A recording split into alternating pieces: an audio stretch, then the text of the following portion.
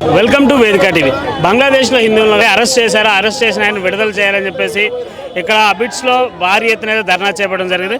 Madam, బంగ్లాదేశ్లో హిందువులు కాపాడాలని చెప్పేసి ఇక్కడ ధర్నా చేపట్టారు కదా, కారణం? బంగ్లాదేశ్లో మన హిందువుల పైన జరుగుతున్న అరాచకాలు, అత్యాచారాలు వాళ్ళు విరమించుకోవాలి.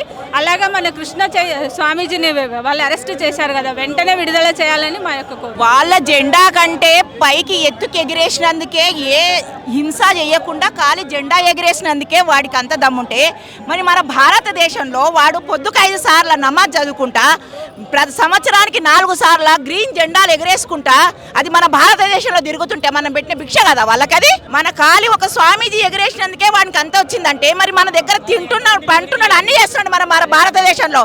మరి వెళ్ళిపోమని, మరి ఇక్కడ నుంచి బంగ్లాదేశ్కి వెళ్ళిపోమని, పాకిస్తాన్ వెళ్ళిపోమని, ఇండియా వదిలేసి. అప్పుడు అంటే వాడిని మొగోడు అని ఒక స్వామీజీని అందులో అరెస్ట్ చేసినంత మాత్రం వాడు మొగోడు కాదు. ప్రతి హిందువు, నేను చెప్పేది ఏంటంటే, ఫస్ట్ ప్రభుత్వాన్ని ఎన్నుకుంటాడు. హిందువులకు కొంచెం ఇంగిత జ్ఞానం ఉండాలి. ఉన్నప్పుడు మన హిందూ దేశం బాగుపడుతుంది.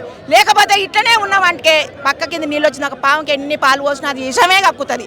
మనం ఎంత అయ్యో అని అక్కడ వడ్డా కూడా చూసినా కూడా వాడు.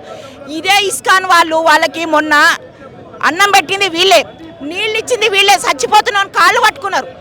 ఇప్పుడు కాలర్ పట్టుకుంటున్నారు. ప్రభుత్వాలు మారాలి, ముందుగాల ప్రభుత్వాలు మారాలి. ప్రభుత్వాలు మారకపోతే వాడు హిందువు అయినా కూడా వాడికి ఒక ఓటు హక్కు అనేది ఉండదు. వాడు ఓటు వేసేటోడు ఎవడు వేయనేయడిగా. వాడికి పరిపాలన ఎక్కడి నుంచి వస్తుంది? ఇప్పుడు సీఎం అయినా పిఎం అయినా అని ఓ పెద్ద బిల్డప్ ఇచ్చుకుంటే, ఎమ్మెల్యేనైనా అన్నీ అయినా అని ఎవరు తున్నానే నువ్వు? ఎవరు పుణ్యాన? ప్రజల పుణ్యానా, హిందువుల పుణ్యానా నువ్వు? వాడి 10 ఉన్నా మన 20 లేవా? రేపు మీ పిల్లలకి ఇదే గతి వస్తుంది.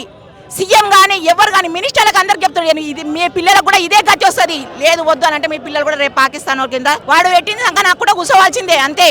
అందుకనే ప్రతి ఒక్క హిందూకి, ప్రతి ఒక్క మినిస్టర్కి మేము చెప్పేది మాది ఆవేదన. మాకు ఎట్లా వస్తుందంటే ఇట్లా ఉగ్రం. ఇప్పుడు మన హిందువులు చైన్ కట్టాలి. ఇక్కడ సమావేశం కావాలి అంటే అసలు సరిపోదు, హ్యాబిట్ సరిపోదు. అసలు సరిపోతుందా? మన హిందువులలో కొంచెం అందరికీ అవగాహన రావాలి. అరే రేపు ఈ రోజు వాళ్ళకి, రేపు మనకి. అక్కడ ఉన్న మన హిందువులకు రక్షణ కలిగే వరకు, అక్కడ చిన్మయో కృష్ణదాస్ని విడుదల చేసే వరకు మేము శాంతియుతంగా పోరాటాలు చేస్తూనే ఉంటాం.